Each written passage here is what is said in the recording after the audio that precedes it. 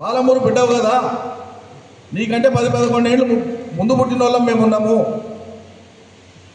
నీకంటే ముందు మంత్రిగా పనిచేసిన నేను రిక్వెస్ట్ చేసి అడుగుతున్నా, మరి పాలమూరు రంగారెడ్డి మీద ఎందుకు సమీక్ష చేయలేదు ఇప్పటిదాకా?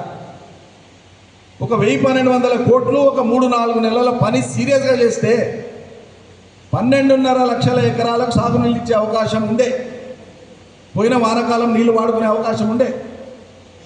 ఒక సీజన్ పోగొడితే పుణ్యం కట్టుకుంటే ఏమొచ్చే ఫలితం, మరి ఏం ఆనందం? అది నీళ్ళు లేకుండా రైతులను ఎండబెడితే, పాలమూరు, నల్లగొండ, ఖమ్మం, రంగారెడ్డిని ఎండబెడితే ఆనందమా?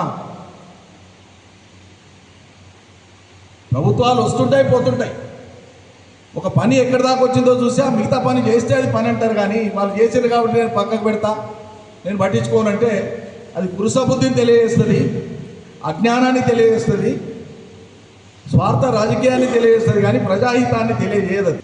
కాంగ్రెస్ వాళ్ళు ఏమంటారు? ఇప్పుడు ఉత్తమ్ కుమార్ ఏమంటాడు? 50-50కి వీళ్ళు కొట్లాడలేదంట.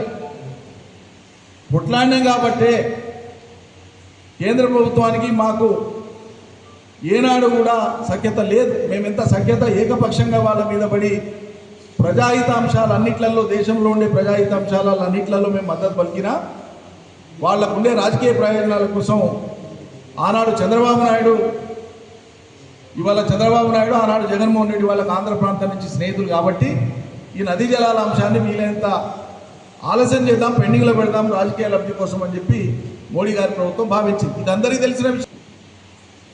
64%, 36% చొప్పున మీరు వాడుకోండి, మేము నీటి కేటాయింపులు శాశ్వత పరిష్కారం చెప్పేటప్పుడు మీ వాటాలు మీకు ఉంటాయి. అప్పుడు ఇట్లే లేకి మాటలు మాట్లాడింది వీళ్ళే. తక్కువ ఒప్పుకున్నారు, సంకల్పం ఒప్పుకున్నారు. ఒప్పుకోవడం కాదా బాబు, మేము పరిష్కారం ఇంకా చేయలే, మొదలు పెట్టలే. అది మొదలయ్యేదాకా మీరు నీళ్ళంటూ ప్రాజెక్టులలో వాడుకోవాలి కదా. మీరు ఇద్దరు తగువ పెట్టుకోకండి, పంచాయతీలు చేసుకోకుండా వీటిని వాడుకోండి అని వాళ్ళు పండిత న్యాయం పైనుంచి చట్టబద్ధమైనటువంటి తాత్కాలిక న్యాయం చెప్పింది. ఆంధ్రాలో నీళ్లు వాడుకునే ప్రాజెక్టులు ఇన్ని ఉన్నాయి, ఇన్ని నీళ్లు ఆంధ్రాలో వాడుకునే ప్రాజెక్టులు ఉన్నాయి కాబట్టి ఆ ప్రాజెక్టులకు మోతాదుకు సరిపోను చేస్తున్నామన్నా. ఆంధ్రాలో కట్టినప్పుడే తెలంగాణ ప్రాజెక్టులు కూడా పూర్తి చేసి ఉంటే ఇక్కడున్న ప్రాజెక్టులు కూడా ఈ మోతాదు ఉన్నాయి కాబట్టి ఇన్ని నీళ్ళని వచ్చేది.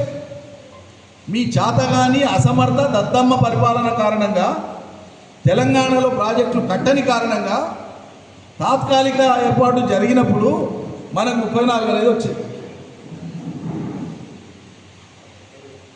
ఇప్పుడు 50-50 మేమేమంటున్నాం? కొత్త సర్కారు వచ్చింది, 50-50 మీరు అడగండి.